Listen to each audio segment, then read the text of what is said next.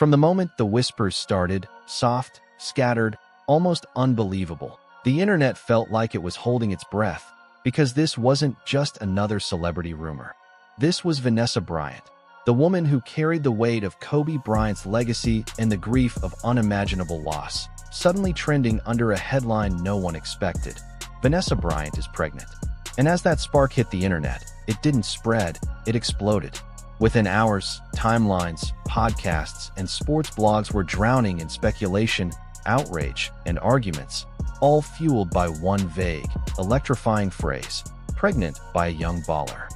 No photos, no credible reports, not even a trace of verification existed, but the mere suggestion felt to the public like someone had dared to touch a sacred memory. Vanessa, who had endured the tragedy of losing Kobe and Gianna in 2020, had become a symbol people felt overprotective of, almost possessive. So when the rumor spread, men online especially lost their minds, insisting she had the right to move on, while simultaneously acting as if she owed eternal loyalty to Kobe's memory. Even the Joe Budden podcast couldn't ignore it, dissecting the chaos and questioning why the idea of Vanessa having a new chapter triggered such extreme reactions. Underneath the jokes, the moral debates, and the manufactured outrage was a single unspoken truth.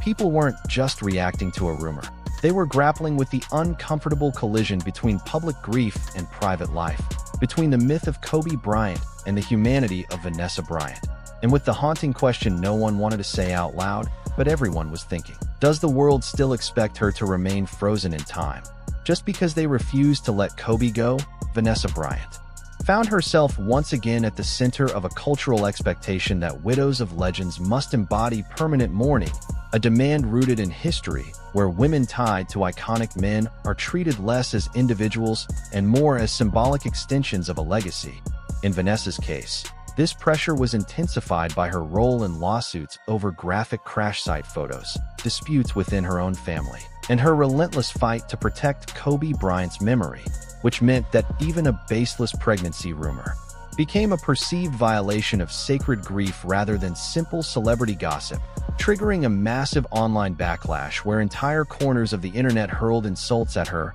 and flipped public sympathy into condemnation, prompting Vanessa, who rarely engages with rumors, to reclaim the narrative by posting Rihanna memes on Instagram, one showing Rihanna swimming with goggles and a middle finger raised caption: "Me protecting my peace, not pregnant, and having fun all summer," and another meme declaring, "I'm not mean, I'm just not the one." A humorous yet strategic move that exposed the absurdity of the rumor while acknowledging its emotional intrusion. Her response reflected not insecurity about the rumor's truth, but the violation of the legacy she fiercely guards for her daughters. And while the internet debated her right to move forward, another figure remained conspicuously silent: Stephen A. Smith, whose long relationship with Kobe Bryant and his reputation for never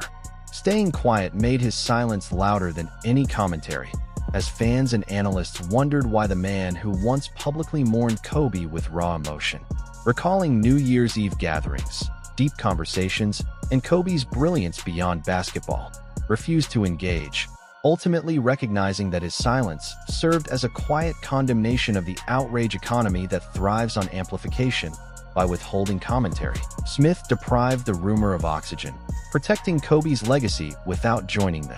mob, demonstrating that restraint can carry more power than volume. And in doing so, he shifted the conversation away from Vanessa's private life and toward the impropriety of the rumor itself. While Vanessa's humor and Smith's strategic absence formed a counterforce that extinguished the scandal and left behind broader questions about widowhood, public ownership of grief, media responsibility, and the cultural hunger for drama, questions that would continue influencing future battles over Kobe's legacy as the rumor's embers faded, but its implications endured, all while reinforcing Stephen A. Smith's role as a custodian of Kobe's memory, whose silence, rooted in decades of friendship and mutual respect, became a defining act of loyalty in a moment where doing nothing was, in truth, doing everything that if you want, I can also give you. Kobe Bryant's relentless desire to elevate himself intellectually, speaking multiple languages, pursuing storytelling, and constantly seeking growth, was something Stephen A. Smith often emphasized. noting that Kobe's temperament was built not only on greatness but on inspiration, a framing that positioned Kobe as a visionary, thinker, and devoted family man rather than merely a basketball icon. WHI.CH in turn reinforced Vanessa Bryant's central role in his life narrative. So when a baseless pregnancy rumor about Vanessa surfaced years later, Smith's silence became an extension of his earlier reverence, because to comment on such speculation would have cheapened the respect he had previously shown, undermined the legacy he helped cement, and contradicted the seriousness with which he had always spoken about Kobe's family. His silence was an affirmation that Vanessa's private life was not fodder for public consumption, a sharp deviation from his usual persona where he inserts himself forcefully into controversies surrounding Kyrie Irving, Kevin Durant, or LeBron James, making his refusal to speak in this case louder than one of his trademark rants and signaling restraint, respect, and a refusal to commodify grief.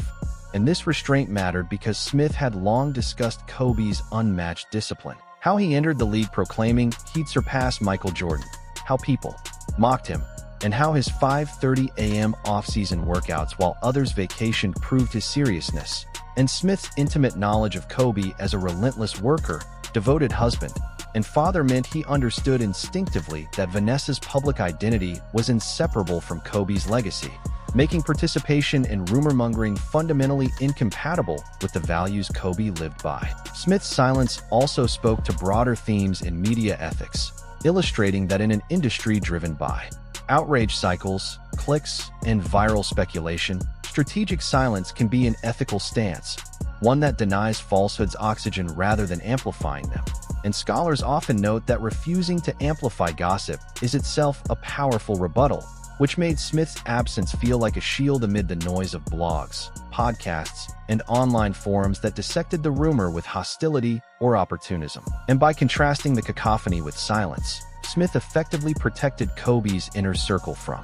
being reduced to yet another viral talking point, just as he had once described Kobe's mission to inspire others through work rather than words, framing Kobe as a transcendent figure whose legacy was never meant to be trivialized, which is why Vanessa's life, the continuation of that legacy, was not a subject for casual speculation. Additionally, the psychology of public mourning reveals how private healing becomes nearly impossible when every rumor becomes an intrusion into grief, something Smith seemed to grasp intuitively after witnessing firsthand how important Vanessa was to Kobe's life, making his silence not only strategic but compassionate. Fans noticed this silence, interpreting it either as respect or evasion, but in all cases acknowledging its weight, especially when compared to other media personalities who exploited or inadvertently amplified the rumor in their attempts to defend Vanessa, while Smith alone recognized that the most effective defense was complete non-participation. And in the larger arc of Kobe Bryant's legacy, Smith's refusal to engage became another chapter in the reverence he consistently showed, reinforcing that some stories are not for public consumption and that grief deserves boundaries, which is why his silence can be read as preservation of Kobe's legacy, Vanessa's dignity, and the line between commentary and exploitation. In a media ecosystem where words are currency and silence, in rare moments, becomes the most valuable contribution, yet the saga did not end with the rumor's disappearance. As Vanessa continued navigating a world where her private grief, public image, and financial and familial struggles were constantly scrutinized, including the high-profile lawsuit against Los Angeles County, in which she was awarded $16 million after jurors found that deputies and firefighters had taken and shared unauthorized photos of the crash site, a ruling that acknowledged not just the act itself, but the ongoing emotional terror of knowing those images could surface at any time, illustrating once again the unending assault on her privacy and proving why Stephen A. Smith's silence resonated so deeply. It aligned with the gravity of what she was enduring and showed that sometimes the loudest destruction of a rumor and the greatest act of loyalty is refusal, not response. The Los Angeles County Sheriff's Department and Fire Department were found to have wrongfully taken and shared photos of Kobe Bryant's remains, a violation that illuminated the cruelty of perpetual surveillance. And Vanessa Bryant testified about the terror of knowing her daughters might one day encounter those images online, leading jurors to award damages not just for past distress, but for the lifelong fear that those photos could resurface, recognizing that anxiety itself was a form of injury. Yet, even in victory, criticism followed, with some arguing she didn't need millions and others saying symbolic damages would have sufficed, critiques that ignored the princely PLE at stake, accountability for violating the dignity of her husband and daughter, and they revealed society's tendency to police how widows grieve and defend their families. Meanwhile, Vanessa faced turmoil within her own home when her mother, Sophia Lane, sued her demanding $92 per hour for 12 hours a day over 5 years for alleged childcare, forcing Vanessa to publicly reject the claims by revealing nannies had been hired and that her mother had not been consistently present or supportive. After the tragedy, turning a private betrayal into a media spectacle that polarized viewers and exposed the abnormality of a grieving widow being sued by her own mother under global scrutiny and beyond family conflict, Vanessa became the center of debates about wealth and responsibility when her lawsuit victory sparked arguments about taxpayer money, leading commentators to question fairness while often misdirecting blame away from the officials who actually violated policy, again reducing Vanessa to either a symbol of victimhood or opportunism rather than a human being navigating impossible circumstances. Through all of this, one theme dominated: control over grief, narrative, and legacy, and Vanessa was repeatedly forced to defend her choices, whether against false pregnancy rumors, familial lawsuits, or accusations of exploiting tragedy, each battle exposing how fragile her public position remained. Revered as Kobe's widow, yet scrutinized mercilessly as Vanessa Bryant, the individual, and it is within this context that Stephen A. Smith's silence gains extraordinary weight, because his refusal to engage with the pregnancy rumor wasn't an isolated act, but a direct counter to the culture of intrusion surrounding Vanessa. Where others speculated, Smith withheld. Where others tried to commandeer her story, he declined to participate, demonstrating a restraint deeply aligned with Kobe's own obsession with narrative control and authenticity, values Vanessa inherited. As both symbolic burden and personal mission, the rumor itself revealed how digital culture weaponizes grief, allowing strangers to debate whether Vanessa was allowed to move on or start a new family, showcasing how widows are denied autonomy by the same public claiming to empathize. And Vanessa's choice to respond with memes became an act of reclaiming narrative power, using humor to neutralize cruelty while walking the delicate line between honoring Kobe's legacy